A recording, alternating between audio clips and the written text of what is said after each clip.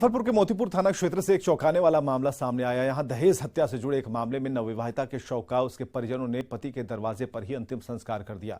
मोतीपुर के कुशाही गांव के रहने वाले आकाश की शादी काजल से हुई थी। दोनों एक दूसरे से प्रेम करते थे, लेकिन शादी के बाद ही आकाश काजल पर दहेज के लिए दबाव बनाने लगा, उसे प्रताड़ित करने लगा। लेकिन बीते रविवार को आकाश अपने दोस्तों के साथ किचन में काम कर रही पत्नी काजल के सीने में 3 गोलियां उतार दी। गुस्साए परिजनों ने 2 दिन बाद शव का अंतिम संस्कार आरोपी पति के दरवाजे पर ही कर दिया। कौन चीज छुपल है ये नहीं जानता है। मेरी बहन की शादी 5 महीना पहले हुआ था। मतलब कि नवंबर में शादी हुआ, तो मतलब कि वो सब बोल रहा था हमको ये चाहिए वो चाहिए। गाड़ी भी दिए, 10 लाख रुपया भी दिए, मतलब कि जो मांगा से दिए हम सब। फिर उसने मतलब कि वो सब बोल रहा था कि जान से मार देंगे, गोली से मार देंगे, उड़ा देंगे, हम ये कर देंगे वो कर देंगे। हाँ, धमकी दे, शादी होने के बाद धमकी दे रहा था कि ये कर देंगे वो कर देंगे, गोली से मार देंगे। ये कि वो 3 आदमी सुबह में आया था, बोल रहा था कि हम भेंट करने जा रहे हैं। वो अपना बहन के बोली, उसकी बहन बुलाई, मतलब कि मार के चले गया वो तीनों। गोली मार दिया। हाँ, आकाश कुमार विजय महतो का बेटा आकाश महतो मारे गया। आज दोपहर का ये वाकया है। मोतीपुर इलाके में एक पत्नी पे उसके पति के द्वारा फायर किया गया, जिसके त्वरित कार्रवाई करते हुए उसे अस्पताल में ले जाया गया, लेकिन वहाँ वो मृत थी। इसके सारे बिंदुओं पे जांच करते हुए इसमें त्वरित कार्रवाई करते हुए पति की गिरफ्तारी, और अगर कोई और भी इसमें शामिल होगा तो उसके सारे बिंदुओं पे जांच करते हुए कार्रवाई की जाएगी।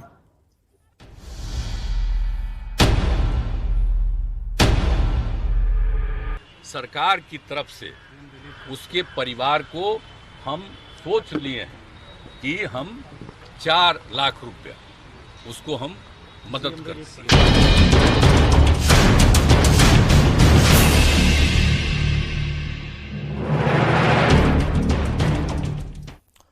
तो बिहार में कथित तौर पर जहरीली शराब से हो रही मौत के बाद राज्य सरकार ने बड़ा ऐलान किया। मुख्यमंत्री ने घोषणा की कि अप्रैल 2016 से शराबबंदी लागू होने से लेकर अब तक जहरीली शराब से हुई मौत के बाद मृतक के आश्रितों को 4-4 लाख रुपए मुआवजा दिया जाएगा, और इसके लिए सरकार की ओर से आंकड़ा भी जारी कर दिया गया। कितने परिवार को कितनी राशि मुआवजे के तौर पर मिलनी चाहिए, इस रिपोर्ट के जरिए समझिए।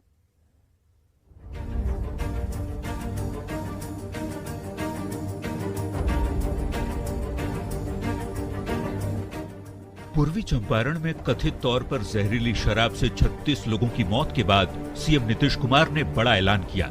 सीएम ने मृतक के परिवार को मुख्यमंत्री राहत कोष से 4-4 लाख रुपए की मदद देने का ऐलान किया। इसके साथ ही सरकार की ओर से मौत का आंकड़ा भी जारी किया गया है।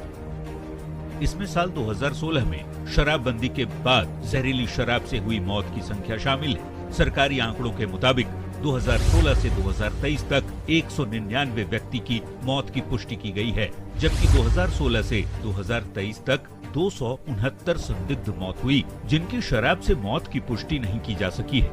इस आंकड़े में पूर्वी चंपारण में 36 व्यक्ति की मौत का आंकड़ा शामिल नहीं है। इस आंकड़े में साल 2023 की सिर्फ एक घटना का जिक्र है, जो सिवान के इसुआ से जुड़ा हुआ है, जहां जहरीली शराब से 7 लोगों की मौत हुई थी। सरकार की ओर से जारी आंकड़ों के मुताबिक जहरीली शराब से सबसे ज्यादा मौत 2022 में हुई, जब 94 व्यक्ति की जान चली गई। वहीं 2021 में जहरीली शराब से 70 व्यक्ति की जान जाने की पुष्टि की गई है। सरकारी आंकड़ों के मुताबिक 2019 और 2020 में जहरीली शराब से कोई मौत नहीं हुई है, जबकि 2018 में एक व्यक्ति की जहरीली शराब से मौत हुई। 2017 में 8 और 2016 में जहरीली शराब से 19 व्यक्ति की मौत हुई है। जिस तरह से सरकार ने जहरीली शराब से मरने वालों को 4-4 लाख रुपए देने का ऐलान किया, अगर सरकार 199 व्यक्ति को 4-4 लाख रुपए देती है तो उसे कुल 7 करोड़ 96 लाख रुपए खर्च करने होंगे। अगर सरकार 269 संदिग्ध व्यक्ति को भी मदद देती है तो उसे कुल 18 करोड़ 76 लाख रुपए खर्च करने होंगे। Bureau report, news 18।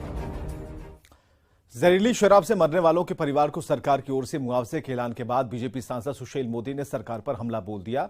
उन्होंने कहा कि सरकार बीजेपी के दबाव के आगे झुकी है और मुआवजे का ऐलान किया है। बिहार के मुख्यमंत्री को बीजेपी के सामने झुकना पड़ा है, घुटना टेकना पड़ा है। जिस मुख्यमंत्री ने ये कहा था जो पिएगा वो मरेगा, जिस मुख्यमंत्री ने ये कहा कि दारू पीकर मरने वालों का हम और प्रचार करवाएंगे और दारू पीकर मरने वालों को हम कभी मुआवजा नहीं देंगे, दारू पीकर मरने वालों से मेरी कोई सहानुभूति नहीं है। और एक बार उन्होंने 19 दिसंबर 2022 को कहा, अवैध शराब से मारे गए लोगों के परिवारों के लिए मुआवजा मांगना उसी तरह है जैसे किसी बम बनाने और उसे लगाने वाले के लिए राहत मांगना। क्या राज्य सरकार उन लोगों को भी भुगतान करेगी जो बम लगाते हैं? ऐसा कभी नहीं होगा। गया में पूर्व सीएम जीतनराम मांझी ने शराबबंदी पर एक बार फिर प्रतिक्रिया दी। मांझी ने कहा कि वो अपने पुराने स्टैंड पर कायम हैं। मांझी ने कहा कि शराब नीति में खामियों को देखने की जरूरत है।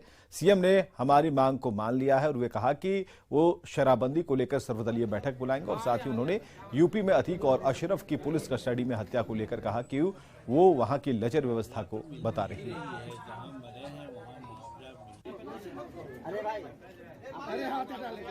4 लाख रुपया मुआवजा के तौर पर दिया। मुआवजा तो मिलती ही रही है, जहाँ मरे हैं वहाँ मुआवजा मिलती है। ये तो उनका बड़प्पन है और ये मिला तो कोई नई बात नहीं है। और रही बात शराब नीति खराब नहीं है। शराब नीति का हम अक्सर समर्थन किया था, लेकिन नीचे वाले जो इम्प्लीमेंटेशन है, इम्प्लीमेंटेशन में गड़बड़ी करते हैं, उसको देखने की आवश्यकता है।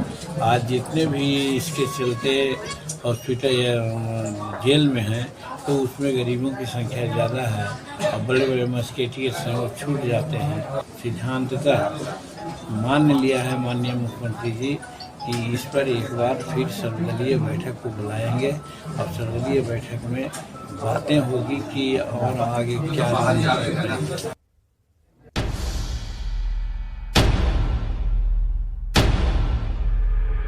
सरकार की तरफ से उसके परिवार को हम सोच लिए हैं कि हम 4 लाख रुपया उसको हम मदद करें।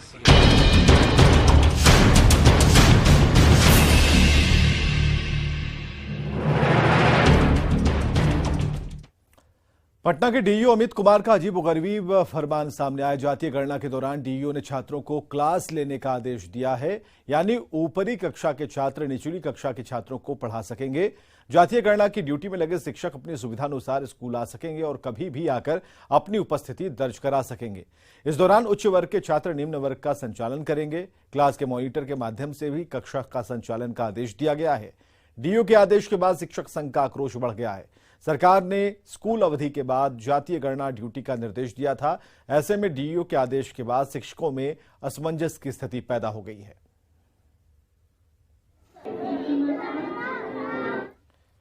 और इस फरमान के बाद एक बार से शिक्षक संघ का आक्रोश बढ़ा हुआ है। शिक्षक नेता ने सरकार और अधिकारियों के रवैये पर सवाल खड़ा किया है।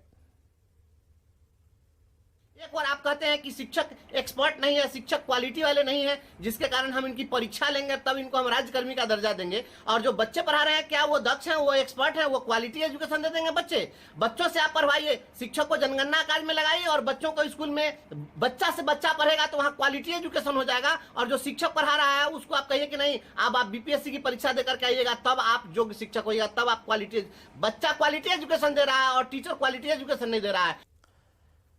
कटिहार के डंडखोरा प्रखंड के रतनपुर गांव के बच्चे स्कूल दूर होने की वजह से पढ़ाई से दूर होते जा रहे हैं। विद्यालय का अपना भवन नहीं होने के कारण दूसरे स्कूल भवन में उन्हें शिफ्ट कर दिया गया था, लेकिन तब से इस गांव के बच्चे स्कूल नहीं जा पाते। बच्चों से बात की हमारे सहयोगी सुब्रत गुहा ने। हमसे दूर है, इसीलिए हम स्कूल से दूर है। ये तस्वीर कटिहार डंडखोरा के उस गांव की है जहां आदिवासी बहुल इलाका है। ये जो पूरा इलाका देख रहे हैं, ये आदिवासी मूल निवासी वर्ग के लोगों के बसेरा है और सरकार यहाँ के लिए भी सब पढ़े सब बड़े का नारा दिया है। लेकिन तस्वीर गांव की है। ये समय अभी लगभग स्कूल का है, लेकिन बच्चे स्कूल से दूर क्यों हैं, जरा बच्चे से ही समझ लेते हैं। स्कूल क्यों नहीं जाते, क्या कारण है? दूर है और गाड़ी सब जाता आता है, डर लगता है। अच्छा। अरे गांव में था स्कूल और यहाँ से दूर कर दिया। हाँ, गांव में था तब जाते थे, लेकिन अब दूर किया और गाड़ी सब आया और थक जाते हैं जाते जाते, और गाड़ी सब आता है तो ठोकर लग जाएगा, इसलिए डरते हैं। नया प्राथमिक विद्यालय रतनपुरा के नाम से स्कूल खोला गया था। फिर बीच में कई वर्षों तक बच्चे शिक्षा ले रहे थे, लेकिन बीच में 2019 में राज्य सरकार का एक निर्देश आया कि जिस विद्यालय को अपना भवन नहीं है वह बगल के विद्यालय में उसको शिफ्ट किया जाएगा। अब पूरा निर्देश था तो विद्यालय के प्रधानाध्यापक इसे यहाँ से विद्यालय ले जाकर मध्य विद्यालय दुर्गा स्थान में शिफ्ट कर दिया है। गांव के अभिभावक जो है अपने बच्चे को स्कूल भेजना नहीं चाहते हैं और अधिकांश बच्चे स्कूल से वंचित हो गए हैं, शिक्षा से वंचित हो गए हैं। ये है बच्चा सब दिक्कत से नहीं जा पाता है, तो बच्चा सब अभी इधर उधर खेल रहा है, तो उसका पढ़ाई तो खत्म हो रहा है, तो यहाँ अभी नहीं चल पाता है कि वहाँ तक जाने के लिए। ये इसलिए भी काफी दुखद तस्वीर है क्योंकि ये मूल निवासी वर्ग का गांव है और ये जो पूरा इलाका है एक लंबी चौड़ी आबादी बहुल इलाका है और इस आबादी बहुल इलाके की आने वाली पीढ़ी अगर अनपढ़ रह जाए और उसके लिए सरकार अगर कोई व्यवस्था न करे तो ये बेहद दुखद है। सुब्रत, न्यूज़ 18 कटिहार। आइए बिहार के 10 बड़े शहरों में आज शाम 4 बजे तक दर्ज तापमान पर नजर डाल लेते हैं।